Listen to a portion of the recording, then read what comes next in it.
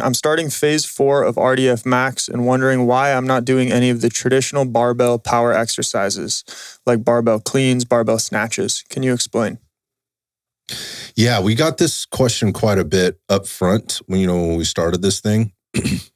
And I'll just go back to explain it real quick about what Max is. Max is specifically geared to build muscle strength and also power. Mm-hmm. So we're within there, when we were talking about power, we're also talking about speed. Speed is a component of this. And most people trying to jump into one of these programs do not have the skill set in order to be able to basically apply these Olympic lifts proficiently at any level whatsoever. I mean, they may have had some experience around it, but cleans, snatches, clean and jerks, that's probably one of the most complex things you can ask your body to do sort of in the gym, right? There's a lot of technique that goes into Olympic lifting that I don't think the average individual really can appreciate unless you were to take a seminar or a class with somebody who that's all they do. Right. That's an Olympic lifting coach. I can't remember what the exact steps there are, I think, in a clean, but I think somebody had broken it down to 32 steps from the ground. Yeah. I think it depends on who you talk to. But I mean, anyway, it's very... There's a lot of components. Yeah, it's very technical. Yeah, it is very technical. And for as long as I spent in it, one of the more challenging... Once you kind of master that thing, one of the things that's really challenging to do is to get somebody else to be able to do it, right? And you have had to go through that journey for a long time in order to understand all the things that somebody is, number one, doing, but also all the things that they're feeling, because I can't tell you how I feel. Mm-hmm. I can't tell you how to feel. All I can do is tell you some things, and then you're going to have to feel through those things.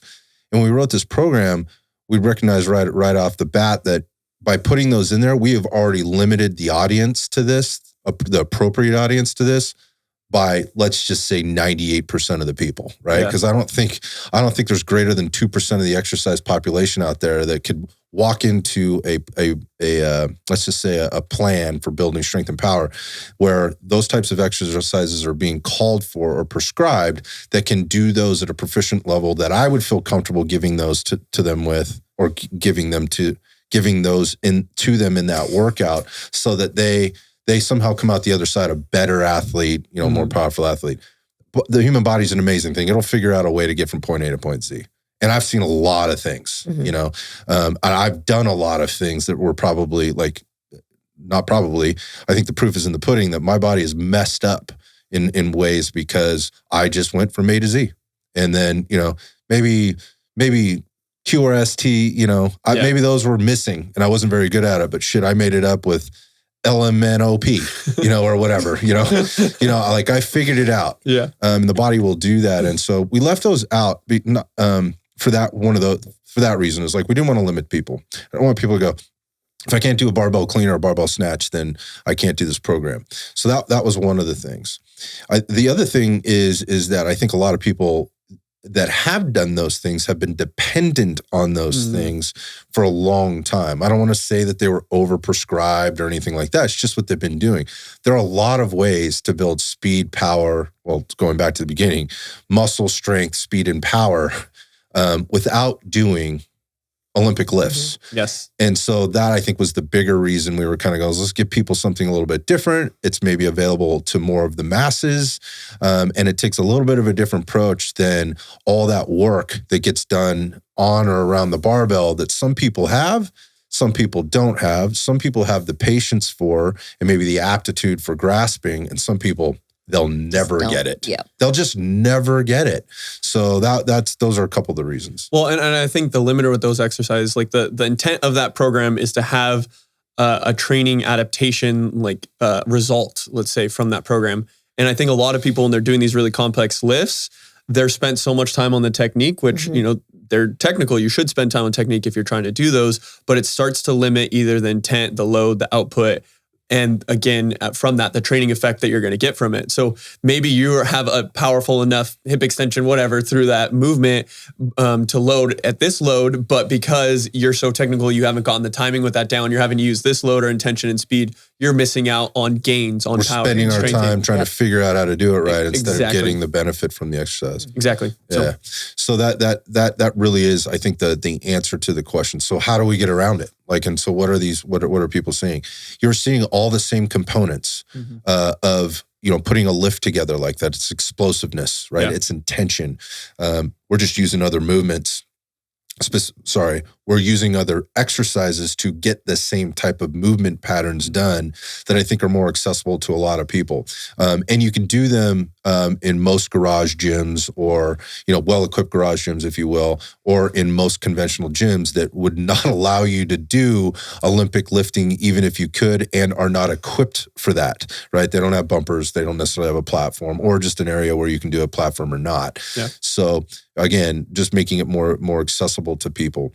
I think there's another benefit here is if you've been doing a program that involves a lot of Olympic lifting in it, and those 3 specific lifts, if we're being specific about that, it's a great way to kind of get outside of that and challenge yourself in other ways. So you're going to see a lot of explosive work, a lot of speed pulls, you know, you're going to see a ton of stuff. And that was one of the other things, is it allows us, because we're not spending so much time under or over the barbell, right? That we can start to give a little bit more of a variety of exercises within the volume and the density of the programming that exists there. So that's it.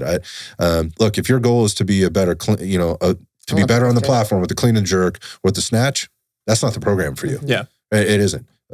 It's not. But if your goal is to build max strength and power, it's a great program. There's a lot of good ones out there, but especially if you're somebody that is sort of, I would say, intermediate to advanced, maybe never gotten into a power program before, and is not really interested in doing like Olympic lifting, or has a limitation that won't allow you to do that for whatever reason. There's a lot of reasons, not that you couldn't do some type of Olympic lift that couldn't be modified, but people that have very limited shoulder mobility, strength, or overhead ability, those lifts become very problematic. Yeah. And so most people have some level of deficiency there that needs to be worked through before you get there. Hey, maybe this is the program that you do before you get into your Olympic lifting program. So you're kind of set up from a neuromuscular adaptation perspective, but also from a metabolic adaptation perspective, so you can handle the work. And if let's just say you're a really adaptive dude who picks up on new things and new skills really quickly, and the Olympic lifting is the thing that you want to get into. Hey, the more you have, right, already downloaded onto the motherboard and within the, the energy systems in order to be able to handle the work that you're going to get on top of learning the technique, the quicker you might progress. I'm not saying it's a guarantee, but it might put you in a better position there. But the reasons we've said, and it doesn't take away from what you can build in terms of explosiveness, power, speed, all that stuff. It's just a different approach to it.